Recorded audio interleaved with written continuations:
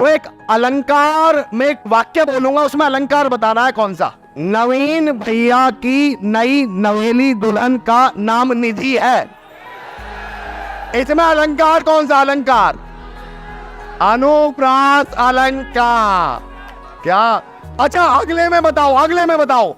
जब से नवीन भैया की जिंदगी में निधि आई है, उनके बैंक अकाउंट में निधि बढ़ने लगी है। यह कौन सा अलंकार है बताओ? यमक अलंकार, जहां एक ही शब्द 2 बार आए पर अर्थ भिन्न भिन्न। तो अब आप तैयार हो जाओ, जिन्हें मैं बुलाऊंगा उन्हें बच्चों के करियर की नैया का खिवैया कहते हैं और मझधार में डूबी हिम्मत का पार लगैया कहते हैं। और सब्जेक्ट पढ़ाने वाले टीचर तो लाखों हैं यारों, जो बच्चों के दिलों पे राज करे उन्हें नवीन भैया कहते हैं।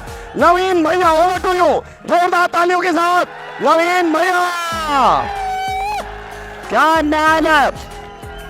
I love you, I love you, I love you, I love you, RWA, Naveen भाई over to you. Thank you भाई। बैठ, पहले सारे बैठ जाओ एक बार। फोटो सच में बताना क्यों खींचना चाह रहे हो? मतलब क्या करोगे फोटो का? RWA जिंदाबाद फोटो खींचने से हो जाएगा क्या, या आपके सेलेक्ट होने से होगा?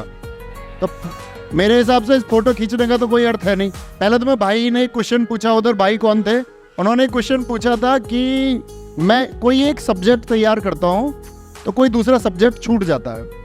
दरअसल में जब हम लोग मीटअप करने आते हैं तो उस मीटअप का सबसे बड़ा उद्देश्य ये नहीं होता कि हम लोग आपके पास फोटो खिंचवाने आ रहे हैं या हमें कोई एक अजीब खुशी मिलेगी या विशेष खुशी मिलेगी कि आप हमारे साथ फोटो खींचे। वो अनुभूति हो सकती है उसकी, लेकिन उसका असली उद्देश्य ये है कि शायद कहीं ऐसा कुछ प्रश्न तो नहीं है कि चाहे हमारी कॉलिंग टीम बेशक कितना भी काम करती हो तब भी छूट जाता हो। जैसे एक भाई ने अभी बिहार से बताया कि उनका फॉर्म भरते टाइम डिस्ट्रिक्ट का गलत चुनाव हो गया। तो ये मीटअप का उद्देश्य ये है कि आप उन बातों को पहुंचाएं जो जरूरी हैं, जो स्टूडेंट्स के भविष्य के लिए जरूरी है। इसका बिल्कुल उद्देश्य ये नहीं है कि आप मेरी कोई तारीफ करें। प्लेटफॉर्म की तारीफ करने के लिए आपको उस प्लेटफॉर्म को आपने इतना प्यार दिया है कि वो पूरे भारत भर में एक विशेष पहचान रखता है और वो आपके प्यार की वजह से ही है। और उस प्यार में सबसे ज़्यादा शामिल है उन सेलेक्टेड बच्चों का भरोसा जो खुद को सफलता तक पहुंचा चुके। तो भाई के क्वेश्चन का आंसर मैं देता हूं। दोस्त, होता क्या है, बड़ा अच्छा क्वेश्चन भी है। कभी कभी आपने देखा होगा तैयारी करते टाइम क्या होता है कि हम किसी विषय को अपना बड़ा पसंदीदा विषय समझ लेते हैं। किसी के लिए मैथ हो सकता है, किसी का अंग्रेजी हो सकता है, किसी का रीजनिंग हो सकता है, हिंदी, ऐसा होता है ना।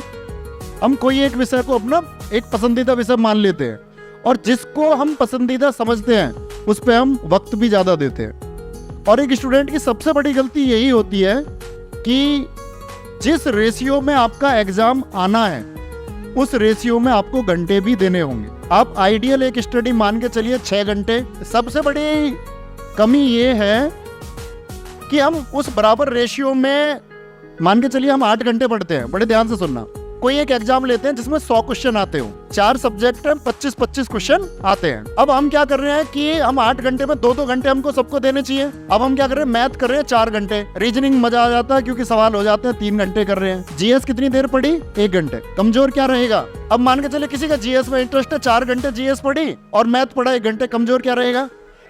ये गलती है। बराबर टाइम दो और जब लगे कि मेरा जो सब्जेक्ट है अब इस पर कमांड बन गई है, रीजनिंग के लिए अब 2 घंटे देने की जरूरत नहीं है क्योंकि रीजनिंग पर मेरी कमांड अब बन चुकी है, तो रीजनिंग को 1 घंटे कर दो। अब रीजनिंग का बचा हुआ 1 घंटा किसको देना है? जो सब्जेक्ट कमजोर है, हिंदी को या अंग्रेजी को आपको लगता है कि भाई मेरी कमांड बन चुकी है, तो जिस विषय पर आपकी कमांड बन जाए उस समय को उसे दे दो जिस पर आपकी कमांड नहीं है। तैयारी का मूल नियम तो ये है। आपको मैं बताऊं कि माँ, पिताजी, घर की हालत, स्थिति जिसको देखनी होती है ना भाई, वो बिगर किसी के कहे देखेगा। मेरे कहने से तुम अपने घर की स्थिति देखोगे, तुमसे बड़ा मूर्ख कौन है फिर? अगर मेरे कहने से तुम पढ़ने बैठोगे, कोई बोले जी मुझे तो आपका चेहरा देख के मोटिवेशन आता है और मुझे बहुत अलग लेवल का जुनून आता तो सबसे बड़ा मूर्ख है फिर। तो भाई सबसे पहले तो दिखावा करना बंद करना होगा। अगर मैं कहूँ उत्साह उसके अंदर है जो अपने परिवार को शारीरिक, सामाजिक और आर्थिक मजबूती दे सकता है। आपका परिवार सुरक्षित कब होगा? जब आप आर्थिक रूप से मजबूत होंगे। विषम समय में भी जिसने ना घुटने टेके उसके सामने विषम परिस्थिति और समय घुटने टेक देता है। तो मतलब परिश्रम तब तक करना है जब तक पोटेंशियल है, नहीं है किसी और फील्ड के लिए बने हो तो दिखावे में जीना नहीं है। तो बस एक छोटा सवाल है मेरा, बिना किसी शोर शराबे के जवाब देना कि कर जाओगे ना, और एक यस बहुत जबरदस्त आनी चाहिए, करके दिखाओगे ना, तो करके दिखाना है और सफल हो जाना है। ख्याल रखिए। नमस्ते। Bye.